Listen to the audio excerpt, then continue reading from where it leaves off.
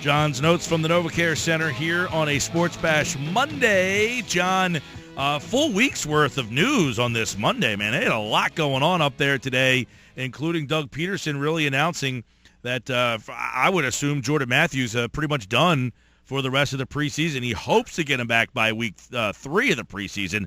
I can't imagine that they are rushing to get him back for that game, which means he might not take a snap the entire preseason. It's possible. You certainly want him to be able to go by the third preseason game. Obviously, that's sort of the dress rehearsal for the starters. And there's going to be some concern if he's not back by that point, if it lingers, that it could possibly go into the regular season. But right now, that's the plan, that he'll be back probably, if anything, for a cameo appearance in that game, and then shut it down for week 4 of the preseason and get ready for the regular season. But it's not about necessarily playing time with Jordan. You just want to understand that he's going to be healthy and he's going to be back from this knee injury. Doug called it a strain today, so I'm not sure if he misspoke or whatever. It's more likely a sprain, and depending on what kind of sprain, that could be very, very tricky as far as week 1 of the regular season goes. Yeah, I mean, he's a guy they're really counting on, and I guess the one thing that we'll do is open up some reps out there, and you wonder, John, what the rest of the breakdowns at that wide receiver position, who does that open up a possibility or an opportunity for you? Who's been a guy that now might get a legitimate shot to make this team because of some more snaps? Well, I think the one young guy, if you look at the undrafted guys, and they brought in a lot to try to compete and push for a roster spot, the guy that stood out the most is Paul Turner, and Doug Peterson has even mentioned him a couple times as one of the younger players who's caught his eye. And that's one of the major reasons why he catches football. And I kind of wrote about it today. Of all the receivers in this camp, including the bigger names, Jordan Matthews included in that, whether you want to talk about Randall, Aguilar, Givens, everybody drops the football on this team except Paul Turner. He catches everything thrown his way. But there's a reason he went undrafted, and it has to do, he's only 5'10", number 1. So he's more of a slot receiver, doesn't have tremendous speed. So there's a lot of physical limitations, and the reason he was in that spot. But for a team that doesn't catch the football consistently, almost to a fault, he's a nice change of pace when you watch him. John, let's get your take on, you wrote about it at 97.3ESPN.com. Stephen Tulloch, he's been hinted at as soon as he was released because of the connection with Jim Schwartz, but now there's some legitimate reports out there that suggest that the Eagles in some negotiations with him. 2 questions. 1, what more do you know about that? Is there legitimate interest? And 2, if he hasn't been signed yet and they're interested, how come that they wouldn't have brought him in by this point? Well, I think the Adam Schefter report kind of jumped the gun. They're certainly interested. They've certainly been talking, and it makes a lot of sense because of his history with Jim Schwartz, and Jim's very, very comfortable with him. But the fact that it was imminent, as sort of was intimated, is not the case. I think they're going to wait and see how things shake out in this first preseason game as far as the young linebackers go, and I think the issue is, hey, if it's up to Jim Schwartz, Stephen Tulloch was here yesterday. But if you bring him in, I've talked about it a couple times, all of a sudden the dominoes start falling because you're not bringing him in to be a backup. I don't care who said it, where they say it. You don't bring in a 31-year-old guy who can't play special teams as a backup linebacker. That's just not what you do in this league. So if he's brought in, he's going to be the starting middle linebacker. And if that happens, all of a sudden the dominoes start to fall, as I said, and Jordan Hicks moves to the weak side, which I don't necessarily think is a bad thing because I think that's his natural position. But then you sort of have to kick Michael Kendricks over to the strong side, and he competes with Nigel Bradham. And it would certainly improve your depth from that standpoint. And Kendricks, by the way, had to leave practice early today with another hamstring issue, so that could play into it as well. But I think where it really comes down is they want to see Mike Tavares and Quentin Gauze and these young linebackers and see if they're going to be capable backups and if Jim can get more comfortable with that. If he can, I don't think they're going to bring Tulloch in. But if he can't and he can sort of lobby Doug Peterson and Howie Roseman, I think he would love to have him here. Yeah, and now that was going to be my follow-up. Kendricks was hurt today. He had to leave, and I'm not concerned about maybe for the start of the year, but he has not had the best track record of being able to stay on the field. He always seems to get hurt. Bradham, who knows what happens with his arrest? There could be stuff down the pipeline. Doesn't seem likely, but a potential. And Jordan Hicks has never been able to stay healthy in college or the pros. They got no depth. I don't know how they go into the season with the backups that they have right now and not having somebody out there. Now, as you said, that could shake some things up. Someone might end up losing a position or a job because of it, but it seems irresponsible to go in with what they have. Yeah, and all of a sudden, if you do bring him in, it basically what it would do is it would make either Kendricks or Bradham a backup linebacker, and that certainly is going to help your depth. And then I do think the team is confident enough in Najee Good. I think they like him, and they also like Joe Walker. They constantly mention he's a rookie 7th-round pick, how well he's looked. So I think they're comfortable with those two guys, but you need 6 linebackers minimum. I don't think they keep 7. And that 6th spot is really, really difficult to fill because you're talking about undrafted free agents unless you bring in a guy like Tulloch. But for the people that think he's going to come in to back up Jordan Hicks as sort of a safety net, because, as you mentioned, Jordan has a long history of injuries dating back to college, I just don't think that's the case. And if it is the case, that's a bad sign because he's not going to be able to play special teams. And generally, your backup linebackers aren't on 1 or 2. Sometimes they're on 4 different special teams lineups. So that's really, really hamstringing Dave Phipps if you go in that direction. And then, even if he came in and let's say he started, Nigel Bradham, Jordan Hicks, Michael Kendricks, one of those guys is the odd man out, and not a lot of those guys have special teams experience. Well, I think they athletically could handle it. Nigel and Michael, they wouldn't be happy about it. No. I can tell you that. So that part you might have to get over. But I think physically they're capable of doing it at this stage of their careers. And Nigel's done it a little bit in Buffalo. And Michael's one of the most athletic linebackers you're ever going to see. That's not his problem. His problem has always been sort of he's not very instinctive. And some of that athleticism gets washed out because he takes false steps and doesn't get to the football. So, but as a special teamer, he could be really, really good. But for a guy who's used to being a starter and a guy who's used to being talked about as a key piece of the defense ever since he's arrived here, that might be a difficult mental hurdle to overcome. John McMullen, 97.3 ESPN.com. John, Matthews, then Peters, Jenkins, Smallwood, Marcus Smith, all these guys seem unlikely to play on Thursday night. But most importantly, Peters and Jenkins, and I guess Smallwood to some extent. Peters, just a precautionary thing? Are those guys, Peters and Jenkins, legitimately hurt? Well, they're hurt.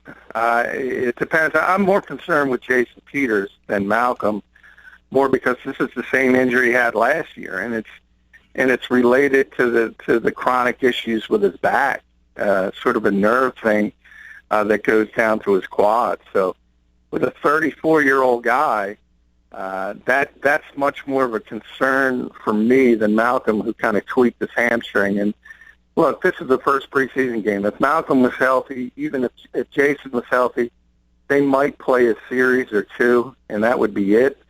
So I'm not all that concerned with them missing this particular game by any stretch. But yeah, they obviously have to be healthy by week 1. I think I'm not too concerned about it with Malcolm. More concerned about it with Jason. A guy like Wendell Smallwood, though, he's been out for about four days now, and it's a concern because there's a guy they want to get up to speed, and preseason games are very, very important for rookies They need the reps more so than the veterans. So I think it's more concerning for a young guy like that. John, Brandon Graham, I think him, Curry, Barwin, the mix of guys that play end on this team, they all seem very similar. Is that a positive or a negative? There's some concern that so many guys are so similar.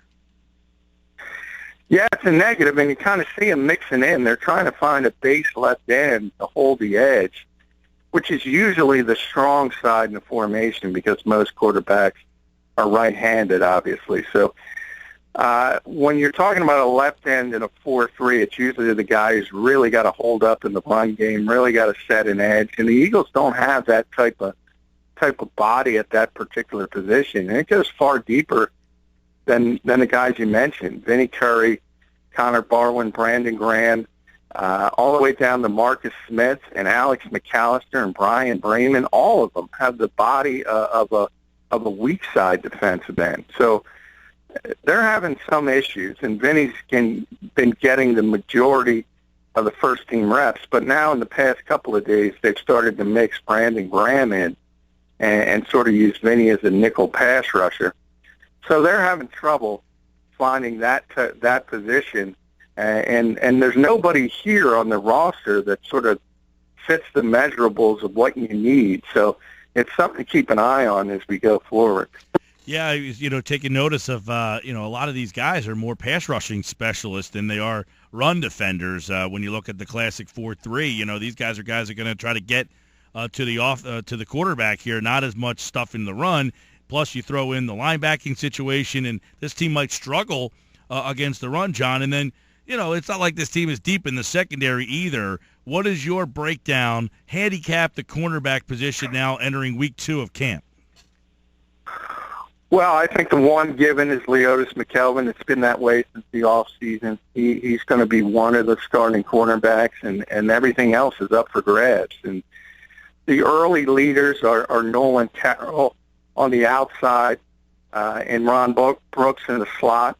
But I still think Eric Rowe has a chance. He's been much better since they put the pads on. And he might be one of those guys that just isn't a great practice player because when things get live, and we'll see because the preseason is going to be important for him, he just seems to be a better player with the pads on. And a lot of that has to do with the fact he's just a physical guy. He's a big corner, and that's what he sort of thrives in. He's not going to thrive in shorts and T-shirts because he can't show that physicality off, and that's when he sort of tumbled down the depth chart.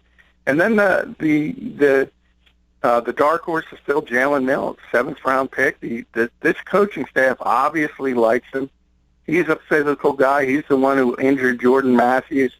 A lot of people say it was a borderline dirty hit. I didn't think it was a dirty hit. I just thought it was a solid football play, and unfortunately Jordan got injured on it. But he's shown some physicality and the fact that he can hold up. And I think the future cornerbacks of this team are Jalen Mills and Eric Rowe, which is nice from a depth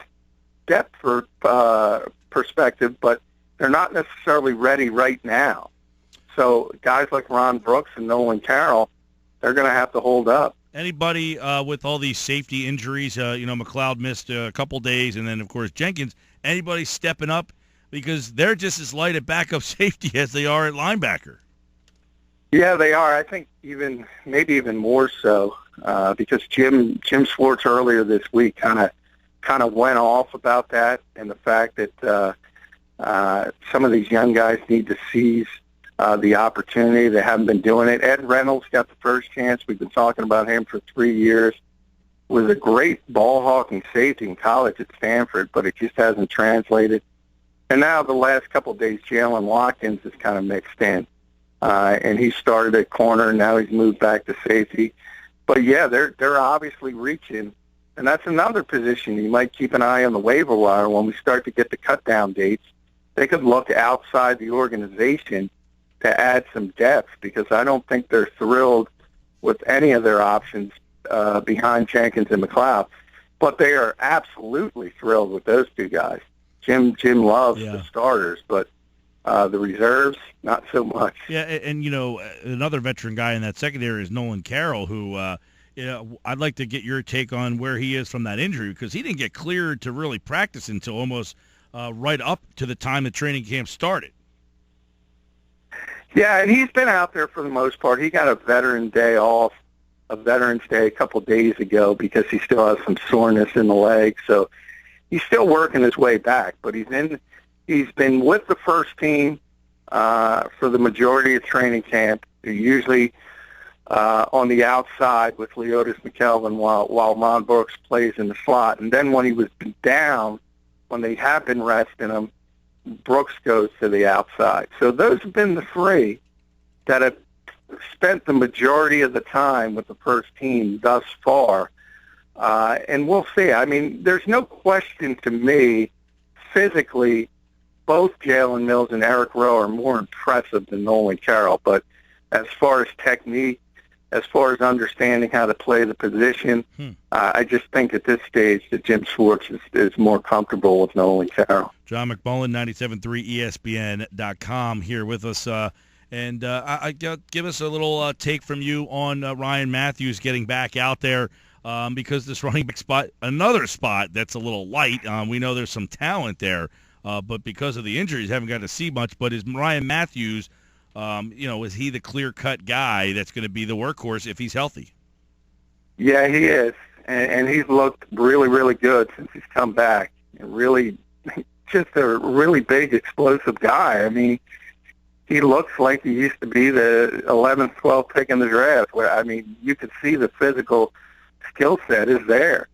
So when he's on the field, he's very, very impressive. And nobody is going to push him. Wendell Smallwood's not going to push him. Kenyon Barner's certainly not going to push him. All the questions with Ryan Matthews has to do with staying on the field, and that's as simple as that. And he's another guy, despite the fact that he looked better in Chip Kelly's running scheme than DeMarco Murray, it still wasn't a fit for him. And he's another guy who's thrilled because he considers himself a one-cut downhill runner. And if you see him, he's 220 pounds. He's not a scat back. He runs with power, and he runs with physicality. So he thinks this offense is a better fit for him. But the problem is when you run like that, you're susceptible to injuries. And if there's one guy who we know we really can't count to be on the field from week to week, it's Ryan Matthews, and that's just the reality of that situation. Yeah, he has had all sorts of injury problems all throughout his career. John McMullen's with us. He also covers the league nationally for today's Pigskin.com at JF McMullen on Twitter. It was announced, John, that I know it's a couple of weeks away, but the Eagles will face Robert Griffin III as the starting quarterback for the Cleveland Browns. I guess not a big surprise there, but they are going to go. RG3 is back, I guess, as a starting quarterback in the league. Yeah, and Hugh Jackson, for whatever reason, early in camp said he was going to name the starter before preseason week 1, so I guess he just wanted to get it out of the way, so he didn't have to answer questions. But this was clearly the direction they were always going to go, and he wants to start the reclamation project. And, hey, if anybody can get him going in the right direction, it's Hugh Jackson, because he's known as a guy who's very, very good with quarterbacks and developing quarterbacks. So if he does have anything left, if he can be saved, he's probably in a very good situation to be saved, because Hugh's going to do everything possible to maximize his talents. And I think he will be better than people expect. But I just don't think Cleveland as a whole is ready to compete, especially in the division that is that difficult when you consider Pittsburgh and Cincinnati. And even Baltimore, I think, will have a bounce-back season. So they play in a very, very difficult division. But I think finally the Browns are headed back in the right direction. And people who are assuming that's a gimme W for the Eagles, you better pump the brakes a little bit, because they're going to be better than you think. And it might be similar to that Atlanta game. Remember, yeah. Mike, everybody was taking that for granted. Now, this is at Lincoln Financial Field, so it's a little different.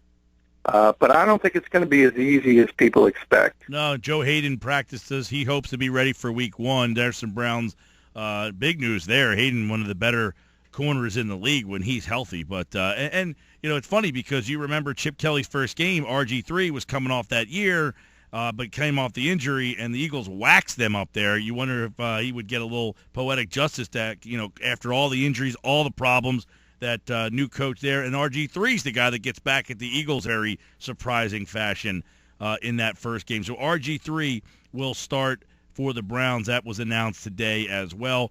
How about the news in San Diego with Joey Bosa and his mother and just saying that she should have pulled an Eli Manning? She should have been the one out there saying, we're not going to San Diego because he's still unsigned. Yeah, well, that's an incredible story because the new CBA, the current CBA, it's not that new now, but it came into play in 2012, basically eliminated rookie holdouts. You don't see them anymore because everything's structured. And basically, they're arguing over offset language, which is absolutely meaningless when you're talking about a number 3 pick in the draft. It's a waste of time to even bring it up because it's never going to enter the equation. And then the second part is the bonus money. And obviously, Bosa wants as much as possible up front, and the Chargers want to defer some to next season. The fact that these two sides can't get together is just astonishing, and it's incredibly unprofessional from both sides.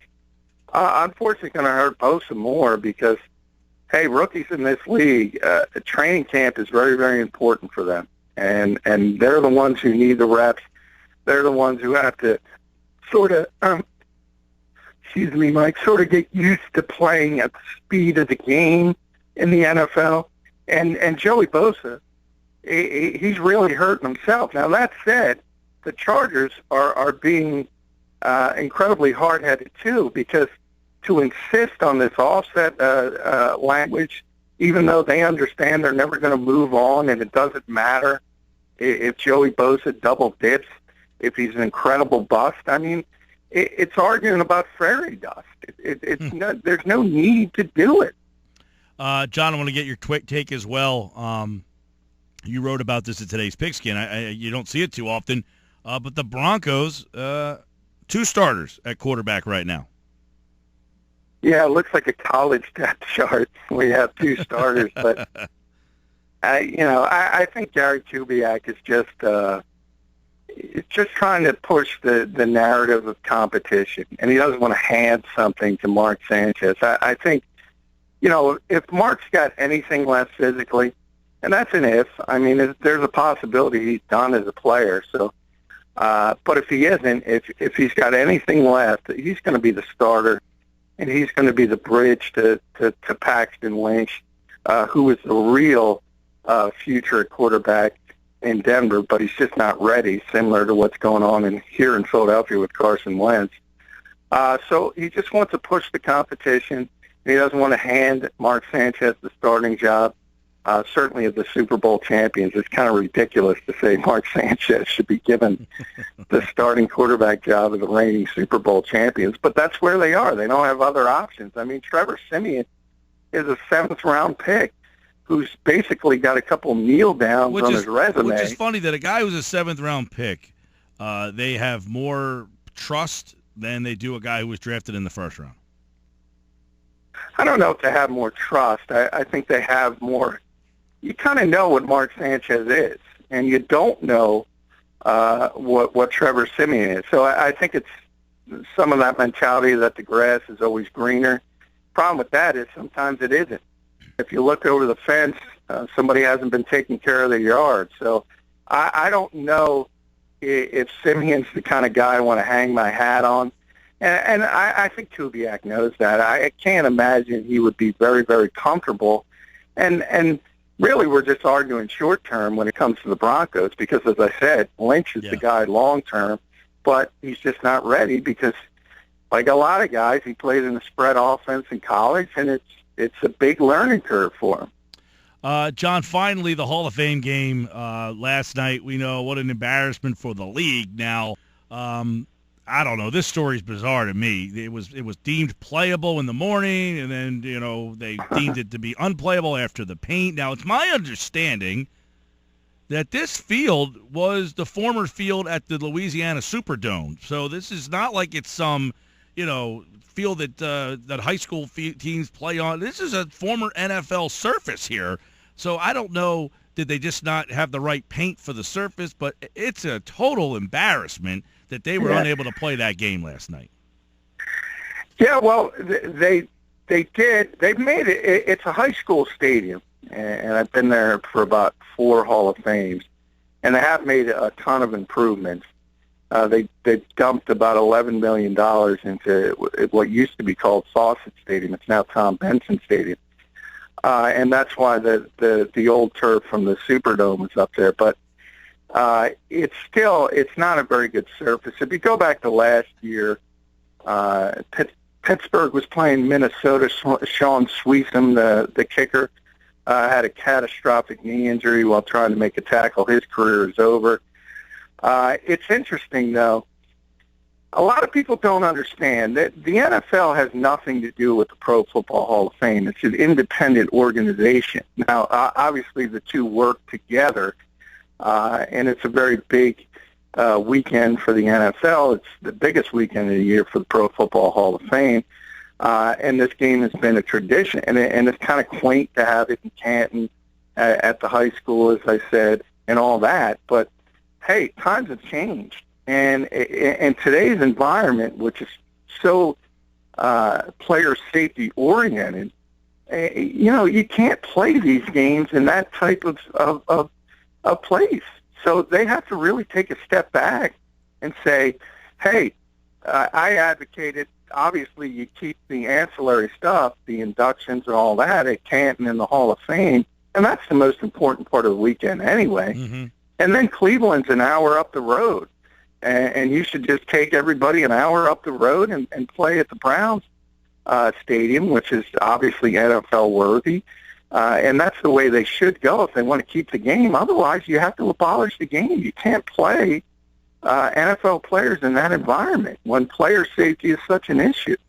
Yeah, and the fans obviously upset. And the NFL, another thing that bothers me, John, is they kept the concessions and they kept everything rolling as long as they possibly could before they told the people that game was canceled last night.